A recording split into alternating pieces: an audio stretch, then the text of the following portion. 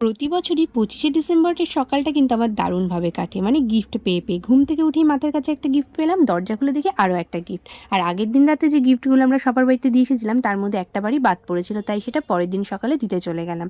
আর বোন যা যা গিফট পেয়েছে সেগুলো খুলতে বসে পড়লো। বোন তো খুবই এক্সাইটেড, শুধু আমাকে একটা কথাই বলছে, আমি রাত্রিবেলায় যা যা বলে ঘুমিয়েছি সব আমি পেয়েছি জানিস দিদি। মানে ও এতটাই মজা পাচ্ছিল। ও একটা ছোট্ট ক্রিসমাস ট্রি চেয়েছিল, সেই ট্রিটাও ও পেয়েছিল। যদিও আমাদের বাড়িতে বড় ট্রি আছে, তারপর ওর ছোট্ট ট্রিটা খুব পছন্দ ছিল। দেখো ও কিন্তু অনেক গিফট পেয়েছে, আর এখানেই শেষ না। ওর জন্য রাত্রিবেলায় আরও 3টে পার্সেল এসেছিলো গিফটের। মানে ওর এত গিফট হয়েছে যে ও মানে কোনটা ছেড়ে কোনটা নেবে।